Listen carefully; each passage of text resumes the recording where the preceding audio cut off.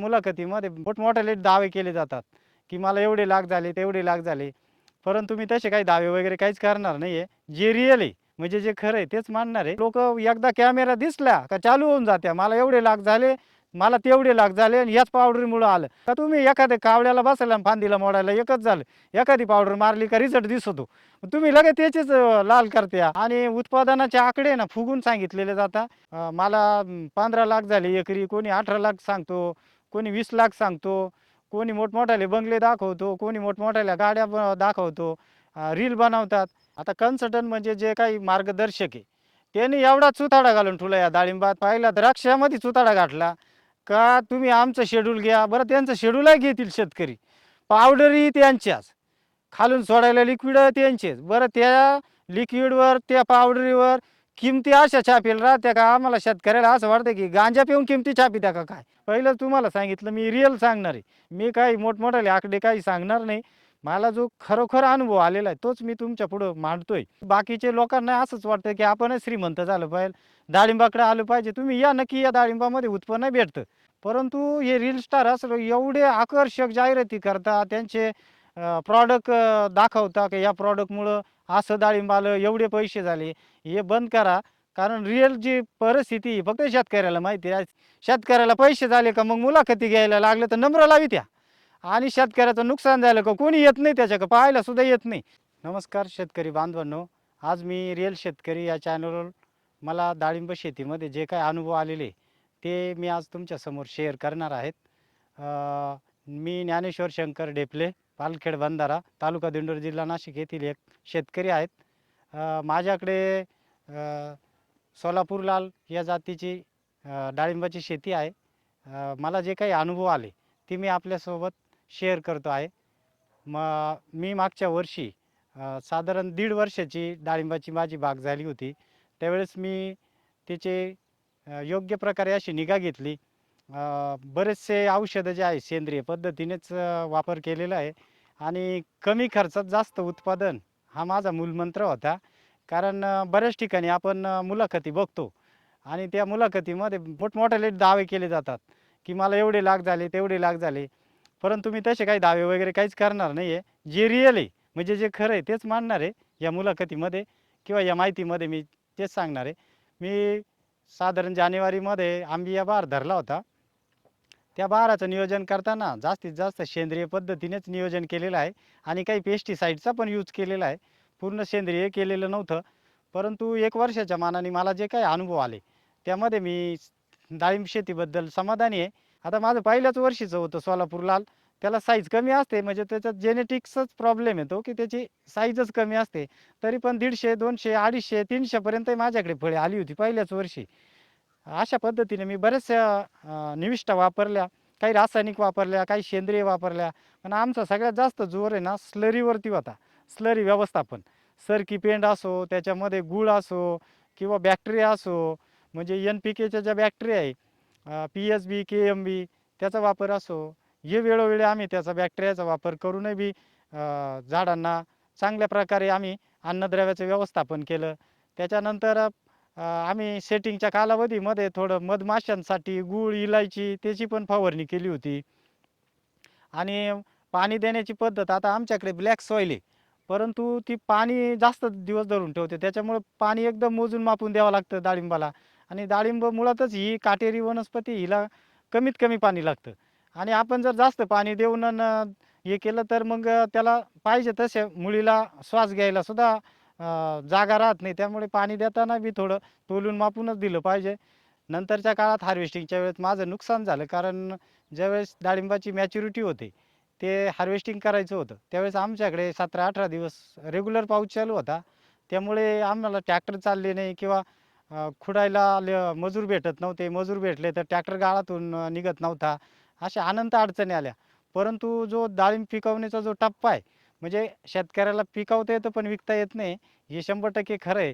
कारण जेव्हा पाऊस चालू झाला, त्यावेळेस आम्हाला जे डाळिंब हार्वेस्टिंग करावं लागतं, त्यासाठी ते हार्वेस्टिंग करून मार्केटपर्यंत पोहोचायला आम्ही कुठेतरी कमी पडलो.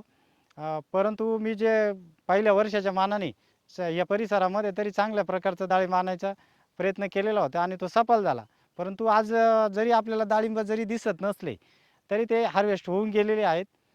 मी शेती करताना पहिल्यांदा सेंद्रिय कर्बाचं गुणोत्तर बघितलं, माती परीक्षण केलं, पाणी परीक्षण केलं. तर सेंद्रिय कर्ब हा म्हणजे जनरली सगळ्याच मातीमध्ये खूप कमी झालेला आहे. पहिल्यांदा सर्वात महत्त्वाचं आपलं जे टार्गेट आहे सेंद्रिय कर्ब वाढवणे, त्यासाठी आपण जे काही हिरवळीची पिके असतात त्या पद्धतीने नियोजन केलं पाहिजे. त्याच्यानंतर गावठी शेणखत घातलं पाहिजे, गाईचं शेणखत घातलं पाहिजे. त्याच्यानंतर ज्या स्लऱ्या व्यवस्थापनमध्ये जे आहे किंवा अन्नद्रव्य व्यवस्थापन करताना जास्तीत जास्त अन्नद्रव्य हे आपण सेंद्रिय पद्धतीनंच केलं पाहिजे, असं मला अनुभव आला यावर्षी. आणि ते सर्व करत असताना कुठेतरी खर्चाचाही ताळमेळ बसवला पाहिजे. कारण बऱ्याचशा चॅनलमध्ये यूट्यूबला आपण बघतो, मला 15 लाख झाले एकरी, कोणी 18 लाख सांगतो, कोणी 20 लाख सांगतो, कोणी मोठमोठाले बंगले दाखवतो, कोणी मोठमोठ्याल्या गाड्या दाखवतो, रील बनवतात. त्याचा परिणाम असा होतो की बाकीच्या लोकांना ते तसंच वाटतं की आपल्यालाही तसंच भेटेल, आपल्याला तेवढंच उत्पादन आहे. पण हे शाश्वत नसतं. हे 2-5% लोकं प्रत्येक धंद्यामध्ये असतात, सक्सेस असतात ते. त्यांना आपल्या शुभेच्छा आहे. परंतु सर्व शेतकरी बांधवांना त्यांच्यासारखं मार्केट, त्यांच्यासारखे रील बनवता येते नाही. आता तिसरा मुद्दा असा आहे, का कन्सल्टंट. आता कन्सल्टंट म्हणजे जे काही मार्गदर्शक आहे, त्यांनी एवढा चुताडा घालून ठेवला या डाळिंबात. पहिला द्राक्षामध्ये चुताडा घातला का तुम्ही आमचं शेड्यूल घ्या. बरं, त्यांचं शेड्यूलही घेतील शेतकरी. पावडरही त्यांच्याच, खालून सोडायला लिक्विड त्यांचेच. बरं, त्या लिक्विडवर त्या पावडरीवर किमती अशा छापेल राहत्या का आम्हाला शेतकऱ्याला असं वाटतं की गांजा पिऊन किमती छापित्या का काय. अहो, कायच्या काय त्या बाटल्या पावडरीवर त्या किमती राहत्या. बरं, त्यांच्याच पावडरी वापरायच्या, ते म्हणले तसंच करायचं. आणि मग त्यांचं ते कमिशन का काय असेल ते त्यांनी काढून घ्यायचं. आणि इकडे शेतकऱ्याला काय होतं आणि काय होत नाही ते पाहायला सुद्धा येते नाही. शेतकऱ्याला पैसे झाले का मग मुलाखती घ्यायला लागले तर नम्र लावित्या. आणि शेतकऱ्याचं नुकसान झालं का कोणी येत नाही, त्याच्याकडे पाहायला सुद्धा येत नाही. असं मित्रांनो लक्षात ठेवा, या यूट्यूबच्या किंवा रील स्टारच्या मागं लागू नका. शाश्वत शेती करा, पहिल्यापासून काम करा, रेस्टपासूनच कामाला सुरुवात करा. आणि चांगलं असं सुंदर असं उत्पादन मिळवा. आणि लय मोठाले आकडे सांगू नका, जे झालेले तेच सांगा, जेणेकरून आपल्याला झालं ते लोकायला झालं नाही पाहिजे. हा बी विचार करून शेतकऱ्याने आपली समस्या किंवा आपले अनुभव मांडले पाहिजे. आता मी एका विशेष मुद्द्यावरती येतो, की यूट्यूब चॅनल असो किंवा रील रील बघतो आपण, त्याच्यामध्ये लाखाचे दावे केले जातात. मी एवढं श्रीमंत शेतकरी, तेवढा झाला डाळिंबावर श्रीमंत. पण याचा परिणाम काय होतो, की बाकीचे लोकांना असंच वाटतं की आपणच श्रीमंत झालं पाहिजे, डाळिंबाकडे आलं पाहिजे. तुम्ही या नक्की, या डाळिंबामध्ये उत्पन्न भेटतं. आता ठीक आहे, माझं पहिल्या वर्षी होतं, नुकसान झालं, ते मी कबूल करतो, काय विषय नाही. परंतु हे रील स्टार असं एवढे आकर्षक जाहिराती करतात, त्यांचे प्रॉडक्ट दाखवता की या प्रॉडक्टमुळं असं डाळिंब आलं, एवढे पैसे झाले. हे बंद करा. कारण रिअल जी परिस्थिती आहे, फक्त शेतकऱ्याला माहिती असते. रील स्टारला अजिबात काही माहीत नसते. तो फक्त 1 मिनिटाचा का 3 मिनिटाचा रील बनवून जातो. पण त्याच्या पाठीमागं काय होतं, की शेतकऱ्याचं खूप नुकसान होतं. कारण प्रत्येकाला असं वाटतं पैसा आपल्याला आला पाहिजे, आपण ते प्रॉडक्ट वापरलं पाहिजे. पण मला हे म्हणायचं आहे, ते जर आपण सगळ्यांना जर तसंच करायला जर गेलो, तर ते शक्य होत नाही. आता माझं नुकसान झालं याच्यावरून सुद्धा मी तुम्हाला सांगतो का, या रीलवाल्याच्या किंवा यूट्यूब चॅनलच्या मागं नका लागू. हे तुम्हाला आहे ना कधीच खरी माहिती देणार नाही. आणि उत्पादनाचे आकडे ना फुगून सांगितलेले जातात.